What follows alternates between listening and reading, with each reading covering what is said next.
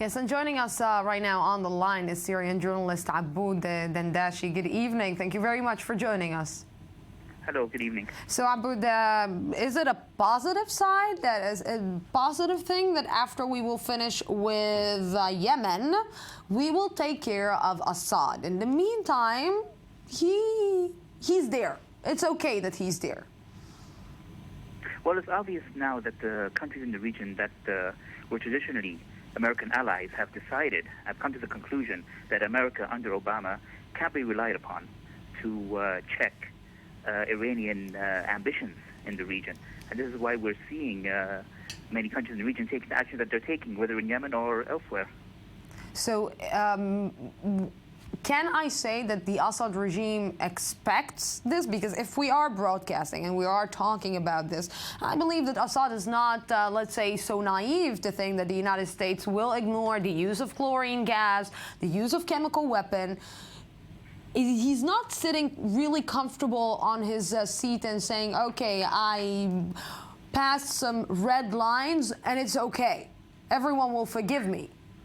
Oh, Assad is definitely comfortable right now. His opponent, his supposed opponent in the White House, doesn't have the stomach for a protracted fight in the Middle East. We've seen that. We've seen that with the recent fiasco with the S-300 missiles that Russia recently agreed to supply to Iran. In the past, America's allies could depend on America to give them counter weapons.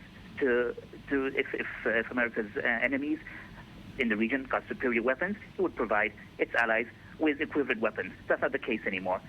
Now you have an American president in the White House who is excusing his adversaries getting superior weapons. Assad has nothing to worry about because, in the end, Russian support has always outweighed the extent that America is willing to go to support its own allies.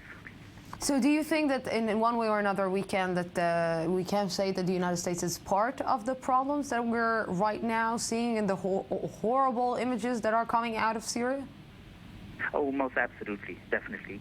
The lack of commitment to its allies in the region.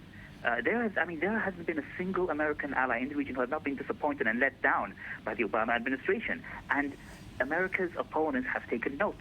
They know what they're up against. They know what the current incumbent in the White House is made of, and they know that there's not going to be much resistance to their ambitions in the region. Americans' allies have been let down time and again, whether it's Israel or the Saudis or the Syrian rebels. Obama has not once stood behind America's allies to the extent that Iran and Russia have stood behind their allies or proxies. You know, I want to take you to different, because after we're blaming the United States, and of course the United States has its share on this, or maybe ignoring this, what about the Arab countries? Where are the Arab countries that are sitting silent on the killing of their own people, or on the killing of Muslims, on the killing of coming out and saying, okay, we are going out with a coalition? But for years now, we are seeing thousands and thousands of people, and the Arab countries are not leaders, or leadership are not doing anything to prevent it. No, there's definitely been a lack of coherent strategy and leadership among the Arab countries to counter Iranian takeover of one Arab capital after another. There's no disputing that at all. But in the end, most Arab countries, the Arab Gulf countries, in the end, have to resort to American weapons, American supplies. As long as President Barack Obama, they don't feel that America has their back. There's also so much that they can do and they can plan to do. Yes. To counter an Iran back to the hill by Russia, as we've seen recently with the sale of anti-aircraft missiles. Yes, Aboud Dandashi, thank you very much for this very interesting phone call with us.